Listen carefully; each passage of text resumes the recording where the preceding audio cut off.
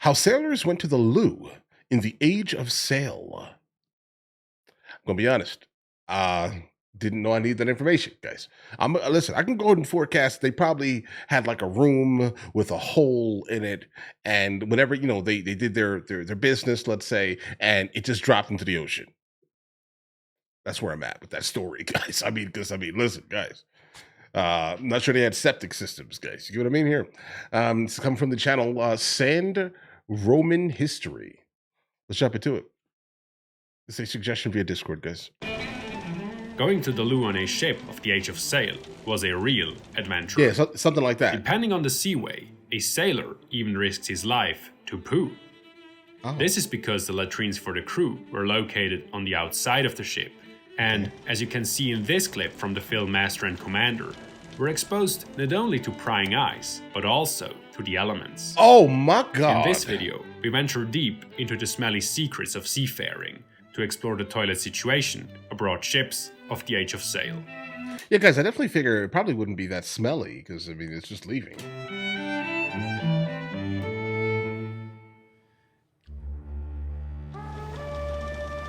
The hygienic conditions on sailing ships of the 15th to the 19th century were questionable, to put it mildly. There were facilities for relieving oneself, but usually far too few. The Batavia, for example, which sailed from North Holland to India in 1628, had a crew of 350 men, but only 4 latrines, 2 of which were reserved for officers. Okay. The rest of the crew had to queue for the other 2. So this Toilets were simple seats with holes in the bow or head, the forward part of the ship. The heads were anything but a private place, as there were no cabins or anything similar. And listen, you did not have to specifically boat underneath that, guys. Excrement simply dropped into the water through a short wooden boarding. According to historian Mike Dash, there was at least a way to wipe one's bottom. Quote, "The only additional amenity was a long, dung-smeared rope that snaked through the hole in the latrine. The frayed end of the rope dangled in the sea and could be hauled up and used to wipe oneself clean. Perhaps it was better to refrain from this luxury."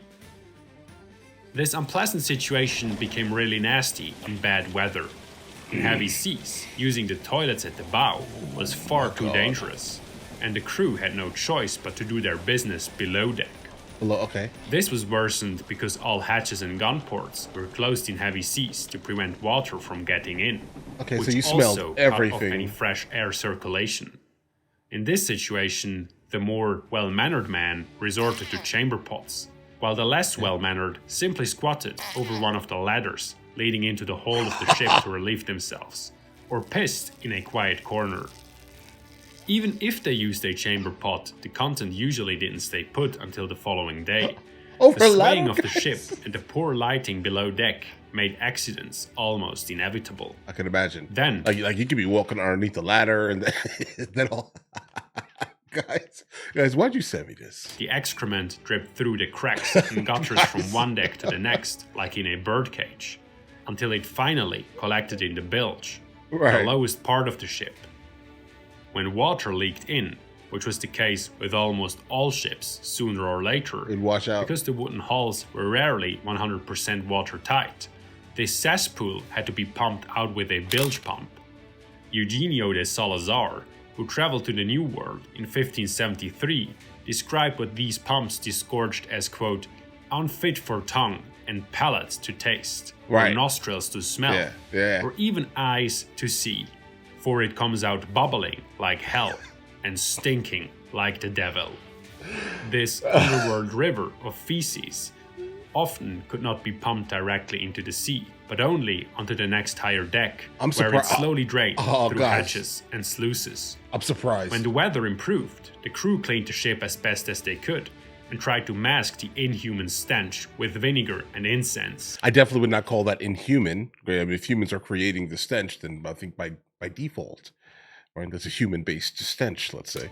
But the effect of these measures was short-lived at best, and it wasn't long before the ship's hull once again stank, as if the plague itself was residing there. I can imagine. These unhygienic conditions were a real problem, especially because they provided an ideal breeding ground for all kinds of All diseases. types of craziness. For this reason, sailors and shipbuilders developed various solutions to get rid of human waste as elegantly as possible.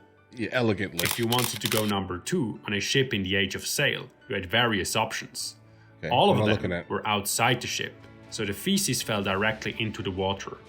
Therefore, smaller boats would do well to keep a little distance. Right. Otherwise, the euphemism to drop a bomb could become an unpleasant reality. Toilet options were not the same for everyone.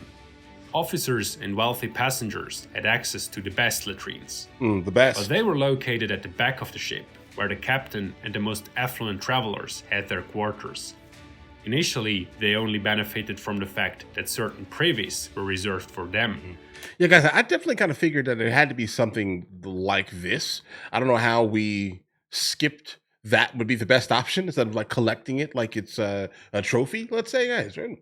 But I'm glad to see that it's something like this at the very least. It's kind of similar to like ancient castles and things like that.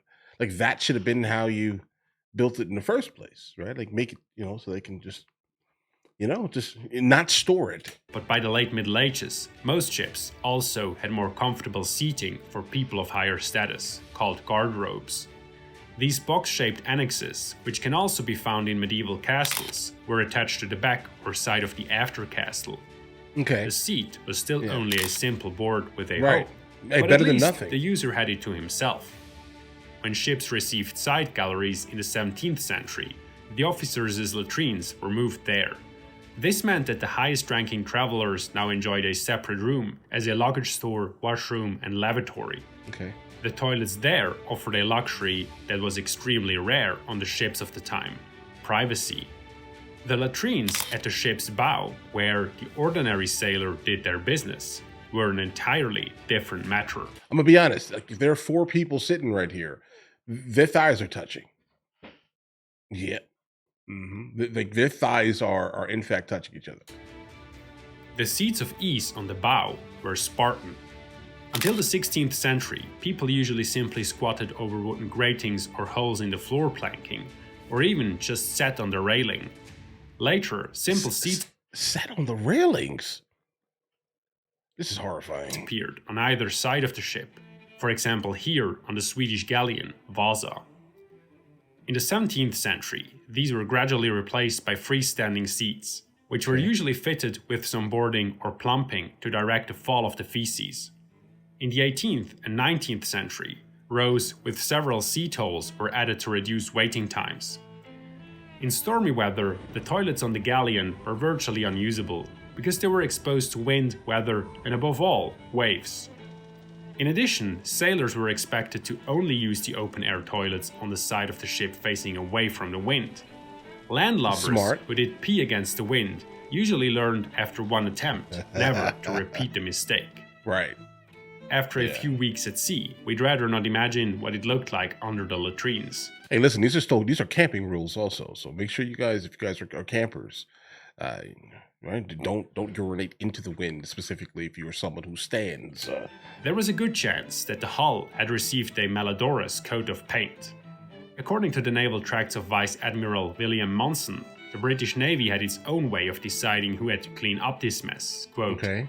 "He that is first taken with a lie upon a Monday morning is proclaimed at the main mast with a general cry, 'A liar, a liar, a liar,' and for that week he is under the swabber, and meddles not with making clean the ship within board, but without."